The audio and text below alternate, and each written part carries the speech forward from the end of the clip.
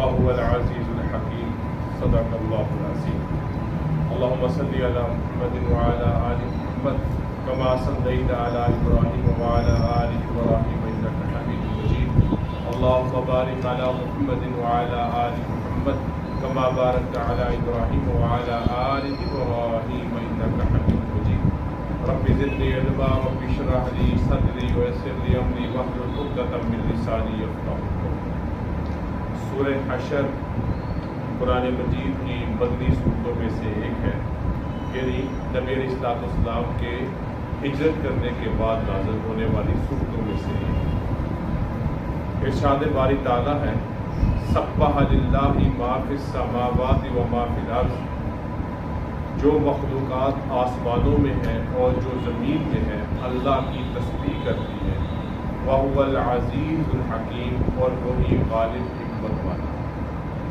اس آیت مبارکہ میں اللہ تعالیٰ یہ بیان فرما رہے ہیں کہ آسمان اور زمین میں جتنی بھی مخلوقات ہیں، اب مخلوقات چاہے انسانوں کی شکل میں، جنات کی شکل میں، فرشتوں کی شکل میں ہے، یہ بھی اللہ کی تسبیح بیان کرتی ہیں۔ اسی طرح جتنی بھی مخلوقات آبی ہیں، مچھلیوں کی صورت میں، ہوائی ہیں، پرندوں کی صورت میں، خاکی ہیں، مختلف جانوروں کی صورت میں، یہ بھی اللہ کی تسبیح بیان کرتی ہیں، لیکن اس کی تسبیح کے الفاظ، طریقہ اللہ ہی بہتر جانتے ہیں، کیونکہ یہ آیت مبارکہ اسی بات کی طرف اشارہ ہے سبح للہ ما فی السماء، جو کچھ آسمانوں میں اور جو کچھ زمینوں میں سارے کے سارے اللہ کی تسبیح بیان کرتے ہیں۔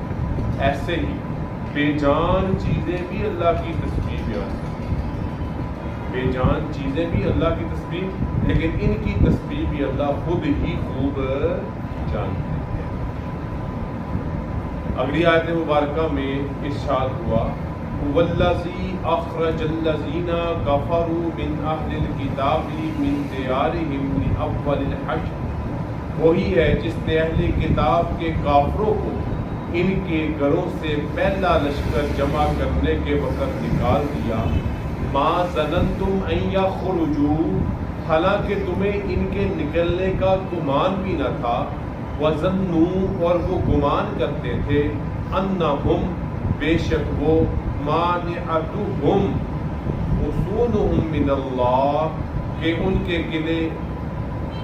قلعے انہیں اللہ سے بچا لیں گے، فَأَتَاهُمُ اللَّهُ مِنْ حَيْثُ لَمْ يَحْتَسِبُوا، پھر اللہ کا عذاب ان پر وہاں سے آیا جہاں کا ان کو گمان بھی نہ تھا، وَقَذَفَ فِي قُلُوبِهِمُ الرُّعْبَ، اور ان کے دلوں میں ہیبت یعنی روب ڈال دیا گیا، یخربون بیوتہم بایدیہم وایدی المؤمنین، کہ اپنے گھروں کو اپنے اور مسلمانوں کے ہاتھوں سے آپ اجاڑنے لگے، فاعتبروا یا اولی الابصار، بس اے آنکھوں والو عبرت حاصل۔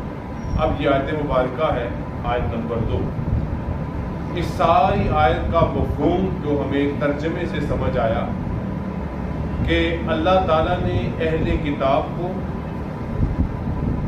ایک پورے گروہ کی شکل میں ان کے وطن سے نکال دیا، اور مسلمانوں کو اللہ عطا فرما رہے ہیں تمہارے بھی وہم و خیال میں نہیں تھا کہ یہ اپنے گھروں سے نکالے جائیں گے، اور ان کے بھی وہم و گمان میں نہیں تھا کہ اللہ ان کو ان کے گھروں سے نکال دے گا، اور اللہ نے جب ان کو نکالا تو ان کے دلوں میں اللہ نے مسلمانوں کا رعب ڈال دیا۔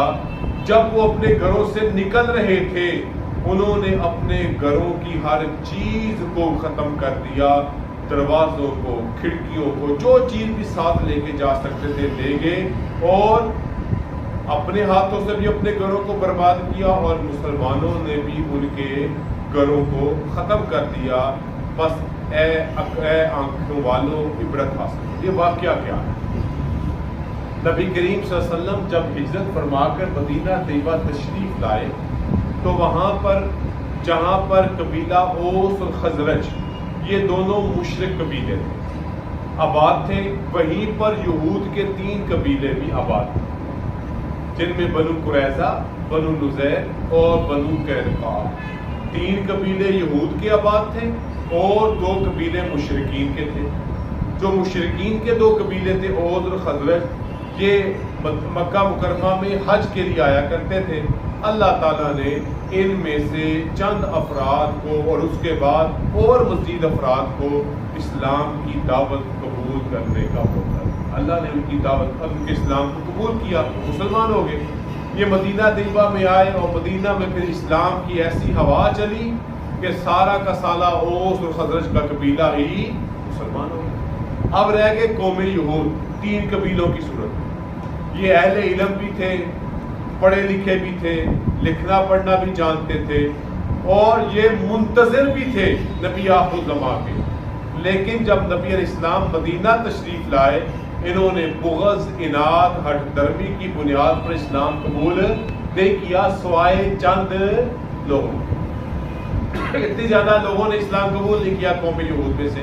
تو یہ 3 قبیلے سر فہرست. جب نبی علیہ السلام مدینہ تشریف لائے ہجرت فرما کر، آپ نے مدینہ کے تمام گروہوں میں کے ساتھ ایک میثاق کیا، ایک معاہدہ کیا جس کو میثاق مدینہ کہتے ہیں. تمام لوگ پرامن طریقے سے رہیں گے. اس کی موٹی موٹی باتیں شکیں. تمام اہل مدینہ پرامن طریقے سے رہیں گے. ہر ایک کو اپنے اپنے مذہب کی آزادی ہو. جو یہودی ہیں، اہل کتاب ہیں، وہ اپنے مذہب کے مطابق، مسلمان اپنے مذہب کے مطابق. اگر کوئی مشرک ہے تو اپنے مذہب کے مطابق اپنی رسومات، اپنی عبادات کرے گا.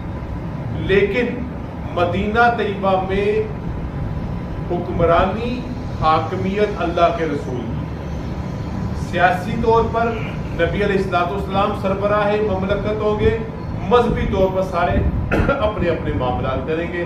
اور جب کبھی آپس میں لڑائی ہوگی تو اس کا فیصلہ حضور اکرم صلی اللہ علیہ وسلم فرمائیں گے.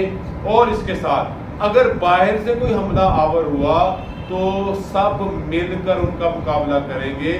اتنا نہیں کر سکتے تو اگر مقابلہ مل کے نہیں کر سکتے تو کسی باہر والے کے ساتھ بھی تعاون نہیں کیا جائے. یہ جی معاہدے کی موٹی موٹی باتیں. قبیلہ بنو نذیر نے معاہدے کی خلاف ورزی. غزوہ بدر میں مسلمانوں کو فتح ہوئی، ان کے دلوں میں رعب بیٹھ گیا. غزوہ احد میں مسلمانوں کو ہزیمت کا سامنا کرنا پڑا. انہوں نے پھر سازشیں شروع کر دی. اور غزوہ خندق میں تو مسلمانوں کے خلاف پوری گروہ بندی کی گئی. نبی علیہ السلام جب غزوہ خندق سے فارغ ہوئے، حتیٰ کہ انہوں نے نبی علیہ السلام کو قتل کرنے کی بھی سازش. انہوں نے کہا آپ ہمارے ساتھ بات چیت کے لیے آئیں، اور دیوار کے اوپر ایک بندے کو بٹھا دیا، اوپر سے باری پر پتھر پھینکے گا اور اس سے نبی علیہ السلام کو جو ہے وہ نقصان پہنچے گا. اللہ تعالیٰ نے وحی کے ذریعے سے ان کو خبردار کیا. نتیجہ کیا نکلا؟ انہوں نے کی معاہدے کی خلاف ورزی. آپ سمجھ لیں، انہوں نے معاہدے کی بھی خلاف ورزی کی اور بغاوت بھی کی. اب اللہ رب العزت نے اس معاہدے کے تحت اللہ رب العزت اور نبی علیہ السلام جو ہے وہی اور اللہ کے نبی کے فرمان کے مطابق یہ باقی قرار پائے. لہٰذا ان کے لیے یہ ضابطہ طے ہوا کہ ان کو کیا کرنا پڑے گا؟ جلا وطن ہونا پڑے گا، مدینہ طیبہ کو چھوڑنا پڑے گا. ان سب کو یہ فیصلہ سنا دیا گیا کیونکہ انہوں نے معاہدے کی کیا کی ہے؟ خلاف ورزی. جب یہ اپنے گھروں سے نکلے اور ان کو کہہ دیا بھائی جو چیز لے کے جا سکتے ہو لے جاؤ. جس نے گھر میں جو چیز، کسی نے دروازے اکھاڑ کے لے گیا، کھڑکیاں اکھاڑی، تاکہ یہ گھر بعد میں رہ دے کے کسی کے قابل نہ رہے اور ہم جہاں کہیں پہ جائیں تو اس کے ساتھ اپنی ضرورتیں پوری کر لیں. تو یہی اللہ تعالیٰ اس آیت مبارکہ میں بیان کر رہے ہیں. کیا نکلے اول الحشر، یہ پہلا قافلہ تھا بنو نذیر کا. بعد میں بنو قریظہ کے ساتھ بھی جو ہے وہ بڑا سخت معاملہ ہوا. تو بنو نذیر نکلے، ان کو کیا کیا گیا؟ اول الحشر، پہلا گروہ تھا یہ یہودیوں کا جن کو مدینہ سے نکال دیا گیا. اور جب یہ نکلے یغربون بیوتہم بایدیہم وایدی المؤمنین، انہوں نے اپنے گھروں کو اپنے ہاتھوں سے بھی بیڑا غرق کیا اور مومنین نے بھی ان کے گھروں کو بعد میں مسمار کر دیا. اگلی آیت میں اللہ فرماتے ہیں وَلَوْلَا أَن كَتَبَ اللَّهُ عَلَيْهِمُ الْجَلَاءَ لَعَذَّبَهُمْ فِي الدُّنْيَا وَلَهُمْ فِي الْآخِرَةِ عَذَابُ النَّارِ. اور اگر اللہ ان کے لیے دیس نکالا نہ لکھ دیا ہوتا تو انہیں دنیا ہی میں سزا دیتا اور آخرت میں ان کے لیے آگ کا عذاب ہے. کیا ان کی یہ سزا دنیاوی اعتبار سے عذاب کے مقابلے میں کم درجے کی. اللہ ان کو ان کے گھروں میں ہی ہلاک کر دیتا, لیکن اللہ نے کیا موقع دیا بھی آپ یہاں سے نکل جائیں. کیوں؟ ذالک بانہم شاقوا اللہ ورسولہ, اس لیے کہ انہوں نے اللہ اور اس کے رسول کی کیا کی؟ مخالفت, معاہدے کو توڑا, میثاق کو پامال کیا, نبی علیہ السلام کے خلاف, اسلام کے خلاف سازشیں کی, حتیٰ کہ اللہ کے نبی کو مارنے کی دھوکے کے ساتھ کوشش بھی کی. وَمَن يُشَاقِ اللَّهَ فَإِنَّ اللَّهَ شَدِيدُ الْعِقَابِ, اور جو اللہ کی مخالفت کرے تو بے شک اللہ کیا کرنے والا ہے؟ سخت عذاب دینے والا.